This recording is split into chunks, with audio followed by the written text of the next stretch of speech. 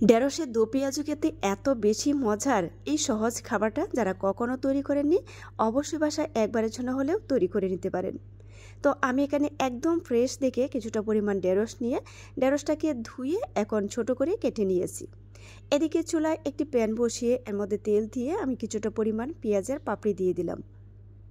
একদম সফট করে ভেজে নেব, তবে একদম লালচে কালার করে ভাজার প্রয়োজন নেই। যেহেতু আমি দো পেঁয়াজু তৈরি করব সেক্ষেত্রে কিন্তু পেঁয়াজের পরিমাণটা একটু বেশি দিতে হবে। আর অবশ্যই পেঁয়াজটাকে এভাবে পাপড়ি করে দিবেন, তাহলে শেষ পর্যন্ত পেঁয়াজটা খেতেও ভালো লাগবে আর দেখতেও ভালো লাগবে। তো পেঁয়াজটাকে নামিয়ে নিয়ে আরও কিছুটা পরিমাণ তেল দিয়ে আমি এর মধ্যে ঢেঁড়সগুলো দিয়ে দিচ্ছি। ঢেঁড়সগুলোকেও আমি ভেজে নেব। রেসিপিটা কিন্তু একদমই সহজ, তবে খাবারটা কিন্তু দারুণ মজার হয়েছিল। সাধারণ খাবারগুলো যখন আমরা একটু ভিন্নভাবে রান্না করে থাকি এর স্বাদ কিন্তু অনেকাংশেই বেড়ে যায়। আপনারা অবশ্যই কিন্তু একবারের জন্য হলে বাসায় ট্রাই করবেন। সামান্য লবণ দিয়ে দিলাম, আর কিছু সময় ভেজে নিলে কিন্তু এটা প্রায় 70% মতো সেদ্ধ হয়ে যাবে। আর ঢেঁড়সের মধ্যে কিন্তু একটা আঠালো ভাব থাকে, সেই আঠালো ভাবটাও কিন্তু চলে যাবে। তো এই রেসিপিটা কিন্তু আপনারা যারা কখনো তৈরি করেননি বাসায় কিন্তু একবারের জন্য হলেও ট্রাই করবেন।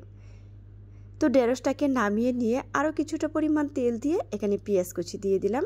তবে এখন এই পেঁয়াজটাকে একটু লালচে কালার করে ভেজে নেব, যেন পেঁয়াজ থেকে সুন্দর একটা ঘ্রাণ ছড়ায়। এখন দিয়ে দিচ্ছি এর মধ্যে হলুদের গুঁড়া, লাল মরিচের গুঁড়া, ধনিয়া গুঁড়া, স্বাদ মতো লবণ, হাফ চামচ পরিমাণ করে দিলাম। আবারও কিছু সময় ভেজে নিচ্ছি। এখন অল্প করে পানি দিয়ে যাব, যেন এই উপকরণগুলো পুড়ে না যায়। এখন এর মধ্যে আগে থেকে কেটে রাখা একটা টমেটো দিয়ে দিচ্ছি। অবশ্যই কিন্তু টমেটো দেওয়ার চেষ্টা করবেন। আর দিয়ে দিলাম কাঁচামরিচ। এখন মশলার সাথে কিছু সময় ভেজে নেব। আর টমেটো যা এভাবে নাড়তে নাড়তে একটা সময় দেখবেন কি একটু সফট হয়ে আসবে। আর যখন এটা একটু সেদ্ধ হয়ে আসবে সফট হয়ে আসবে, ঠিক তখনই আমি এর মধ্যে আগে যে ঢেঁড়সটা ভেজে রেখেছিলাম সেই ঢেঁড়সটা দিয়ে দিলাম। আর কিছুটা পরিমাণ দিয়ে দিচ্ছি চিলি ফ্লেক্স।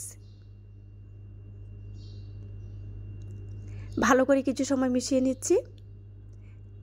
তো দেখতেই পাচ্ছেন এটা কিন্তু দেখতেই অনেকটা লোভনীয় মনে হচ্ছে, তবে এটা খেতেও কিন্তু দুর্দান্ত স্বাদের হয়েছিল। একদম সহজ একটা রেসিপি, তবে আপনারা কিন্তু অবশ্যই বাসায় ট্রাই করবেন। তো আমি যে পেঁয়াজের পাপড়িটা ভেজে রেখেছিলাম সেই পাপড়িটাও দিয়ে দিলাম। দিয়ে এখন কিছু সময় মিশিয়ে নিচ্ছি। আর এই ক্ষেত্রে কিন্তু চুলার তাপটাও কম আছে। তো ভিউয়ার্স, যাদের কাছে সহজ রেসিপি ভালো লাগে পেজ ফলো করে পাশে থেকে সাপোর্ট করবেন প্লিজ। আর এই সহজ রেসিপিটা আপনাদের কাছে কেমন লাগলো অবশ্যই কমেন্টের মাধ্যমে জানিয়ে দিবেন। তো আমার রেসিপিটা কিন্তু ফাইনালি কমপ্লিট। আর দেখতে পাচ্ছেন এটা কতটা লোভনীয় হয়েছে। পরবর্তী রেসিপি দেখার আমন্ত্রণ রইল। সবাই ভালো থাকবেন। আল্লাহ হাফিজ।